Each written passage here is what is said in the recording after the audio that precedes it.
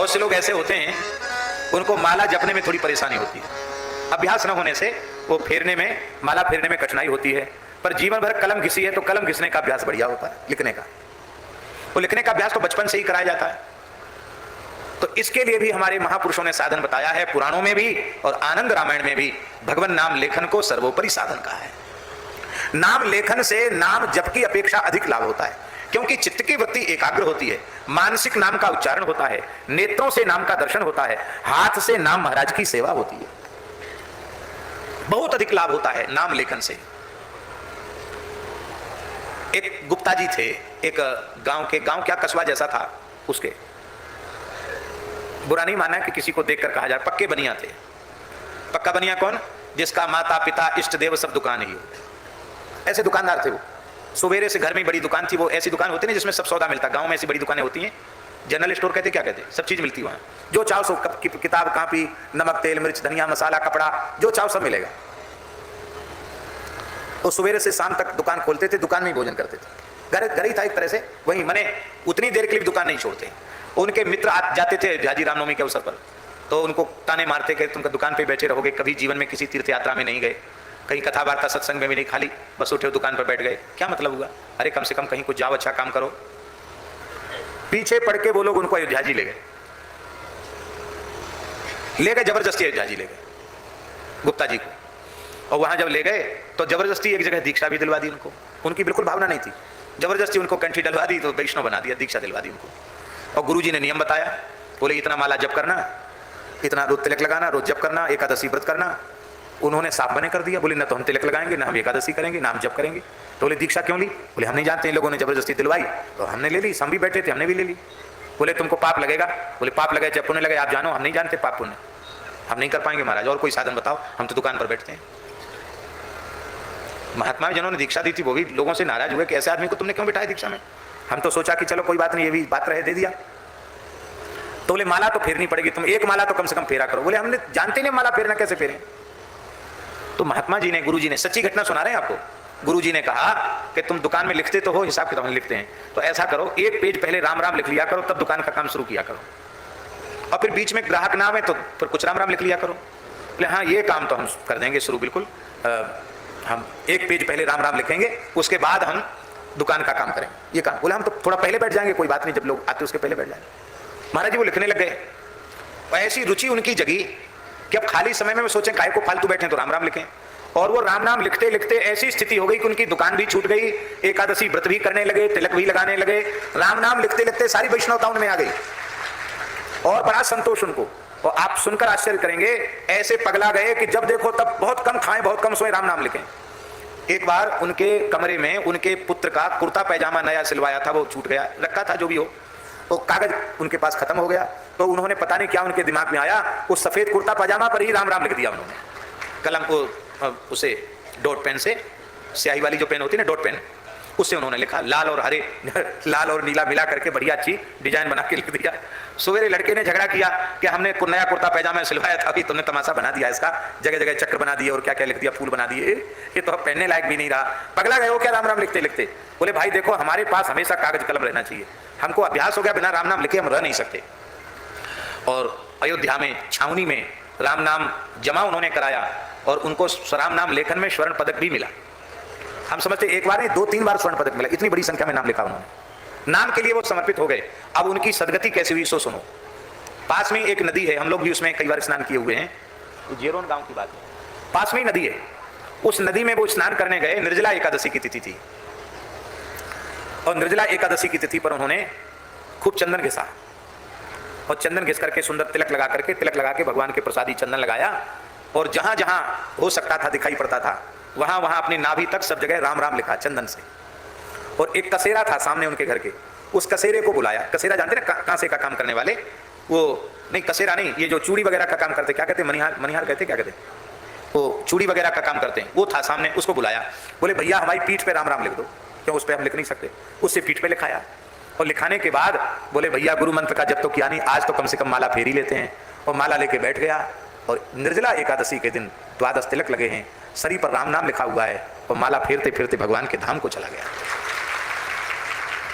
यह है राम नाम लेखन की महिमा। इस घटना को अधिक से अधिक 20 वर्ष हुआ है। कितने वर्ष हुआ है? ऐसी घटना है गीता प्रेस में छपने योग्य घटना, ऐसी घटना। इसलिए किसी भी पद्धति से नाम से जुड़ जाओ, सत्संग से जुड़ जाओ। यही भाव भगवत कृपा से हमारे मन में था और भगवान ने गोपाल जी को प्रेरणा की। इन्होंने कहा महाराज जी मेरे मन में ऐसा, मैंने कहा मेरे मन में तो बहुत समय से भाव आ रहा है। अखंड कीर्तन तो मलुपीठ में गोरक्षा के लिए चल ही रहा है, नाम लेखन में भी लोग लगे। इस समय 3 अरब और कितना 3 अरब 24 करोड़ और 48 लाख नाम मलुपीठ में हस्तलिखित विराजमान हो गए हैं।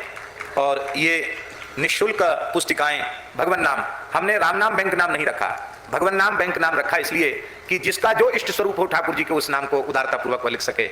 उसमें हमने विशेषकर 3 नाम रखे हैं, सीताराम, राधा कृष्ण और गौरी शंकर।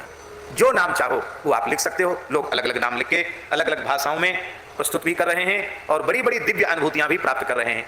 ये पुस्तिकाएं पहले यहाँ उसको हाँ खाटू श्याम मंदिर में भी ये शाखा खोली गई थी, पर वहाँ कई बार उपलब्ध नहीं हो पाता है।